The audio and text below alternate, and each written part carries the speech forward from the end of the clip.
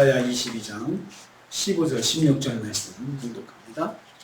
이사야 22장 15절 16절 말씀 같이 봉독합니다. 주 만군의 여호와께서 이르시되 너는 가서 그 국고를 맡고 왕궁을 맡은 자 셈나를 보고 이르기를 내가 여기와 무슨 관계가 있느냐, 여기에 누가 있기에 여기서 너를 위하여 묘실을 받느냐, 높은 곳에 자기를 위하여 묘실을 받고 한석에 자기를 위하여 초소를 조아내었도다. 아멘. 아멘. 오늘 말씀은 여호와께서 예루살렘과 유다를 죄악에 빠지도록 주도한 셈나에 대한 심판을 말씀하는 것을 내용으로 하고 있습니다. 이 유다의 지도자들, 예루살렘과 유다의 지도자들, 또 관리들, 이런 사람들이 백성들을 죄에 빠지도록 인도했는데 하나님께서 공동체를 심판하실 뿐만 아니고 그렇게 하도록 인도한 한 사람 한 사람, 그 원인을 제공한 사람들, 이런 사람들도 하나님께서 딱 골라내서 또 심판하시겠다는 그런 말씀입니다. 여호와께서 셈나를 지명하여 말씀하셨습니다. 15절 말씀입니다. 이제부터 여호와께서 유다와 예루살렘의 죄악을 주도한 유다의 고위 관리하고 고위 관리의 부정부패와 월권 행위에 대한 심판을 선언하십니다. 여호와께서 셈나라고 하는 사람을 지명하십니다. 선지자에게 셈나를 찾아가서 만나서 말씀을 전하라고 하셨습니다.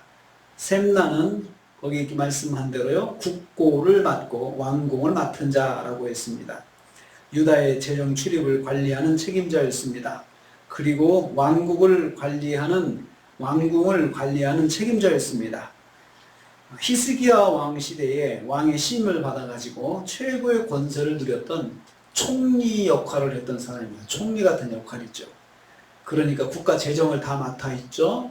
그 다음에 왕궁의 왕궁 모든 것들을 또 관리를 하죠. 그래 얼마나 권세가 컸겠습니까? 또 왕의 신임을 얻어야 그 일을 할 수 있잖아요. 아무한테나 돈 맡기지 않잖아요. 그리고 왕궁의 모든 것도 아무한테나 맡기지 않습니다. 그만큼 왕이 신임하는 사람이었고, 그리고 그 권세는 정말 하늘을 찌르듯 했습니다. 셈나는 자신의 권력으로 유다와 예루살렘을 하나님의 뜻에서 벗어나도록 행동하였습니다. 하나님께서 이런 셈나를 심판하시고자 말씀하시고 있습니다. 여호와께서 불신앙에 빠진 공동체뿐만 아니라 주도한 자도 심판하십니다. 그러니까 개인도 심판하시고 공동체도 심판하시고 그 일을 주관한 사람도 하나님께 심판하신다는 것입니다. 두 번째로 셈나는 열왕들의 묘실에 자기 묘실을 만들었다 했습니다. 16절입니다. 여기서 너를 위하여 묘실을 팠느냐라고 책망하셨습니다. 셈나가 유다 왕들의 묘실에 자기 무덤을 판 사실에 대해서 신랄하게 책망하고 있는 내용입니다. 셈나는 왕족이 아니었기 때문에 다윗 왕부터 이어져 오고 있는 열왕의 묘실에 묘자리를 마련할 권리가 없었습니다. 그럼에도 불구하고 셈나는 오직 왕만이 안장될 수 있는 열왕의 묘실에 자신의 묘를 마련했던 것입니다. 이러한 그의 교만한 행동을 저지할 만한 사람은 아무도 없었습니다. 그런데 선지자 이사야가 가서 그 행동을 저지하고 있는 것입니다. 왜 그렇게 했느냐 묻습니다. 네가 무슨 자격이 있어가지고 여기에다가 네 묘실을 다 만들고 있느냐라고 선지자가 책망하고 있는 것입니다. 선지자만 할 수밖에 없었습니다.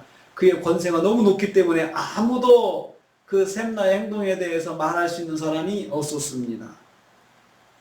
유다 왕국의 총리로서 백성들을 하나님의 뜻 가운데 인도해야 할 중책을 가진 사람이 그 자기의 책임을 망각하고 그냥 그 자기의 권세를 가지고 할 수 없는 일들, 하지 말아야 할 일들을 해내고 있는 것입니다. 높은 자리에서 교만하면 자신의 분수를 망각하게 된다는 것을 알 수 있습니다. 세 번째로 셈나는 높은 곳에 자기 묘실을 팠습니다. 16절 후반부입니다. 내가 높은 곳에 묘실을 팠다라고 했습니다. 자, 열왕의 무덤에서 셈나의 묘실이 높은 위치에 만들어졌다는 의미입니다. 얼마나 또 이 사람이 그 또 만행을 저지르고 있습니까? 자기가 제일 높은 위치에다가 또 자기 묘를 만들었던 것입니다. 셈나의 기고만장함이 극에 달하고 있음을 보여준 행동입니다. 유다 열왕의 무덤은 하나님의 언약의 역사 박물관 같은 곳입니다. 그래서 다윗부터 해가지고 쭉 그 무덤에 있는 사람들은 하나님의 언약의 자손들의 계보나 마찬가지입니다. 그런데 그곳에 그 계보에 들지 않는 이 셈나가 그 속에 자기가 끼어들어서 그것도 제일 높은 자리다가 감히 그 자리에다가 자기 묘실을 또 만들어 놓고 그렇게 위세를 떠니 참 기가 막힌 노릇이죠. 다윗에게 약속하신 언약이 대를 이어 이루어지고 있음을 보이는 언약사가 바로 열왕의 묘실이었습니다. 그곳에 아무 상관이 없는 셈나가 반석을 파서 자기 무덤을 만들어 놓았다고 했습니다. 16절 말씀 보면 반석에 자기를 위해 처소를 쪼아 내었도다. 바위를 파가지고 거기다가 자기 묘실을 만드는 거죠. 그러니까 완전히 이장할 수 없는 그런 그 묘실을 만든 거예요. 꼼짝달싹 하지 못하게.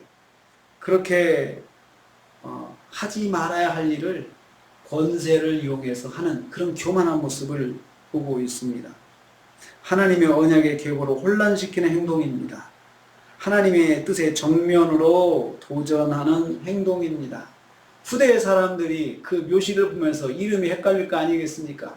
언약의 계보를 그 묘실을 통해서 볼 수 있을 텐데, 후대 사람들은 왜 셈나가 들어가 있지? 라고 생각할 거 아니겠습니까? 셈나도 그러면 언약의 백성인가? 이렇게 혼란을 가져올 수도 있습니다.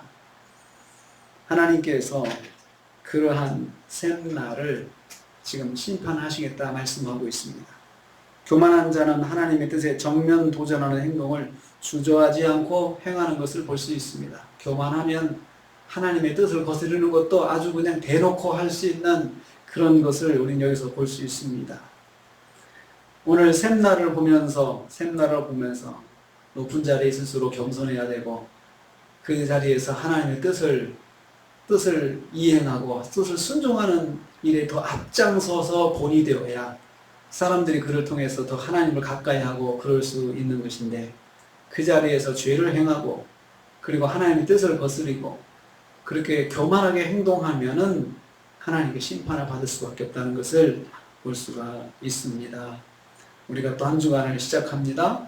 셈나를 통해서 높을수록 겸손해야 되고, 그리고 그 자리에 있을수록 하나님의 뜻을 받들어서 순종하는 삶을 살려고 해야 한다는 것을 볼 수가 있습니다.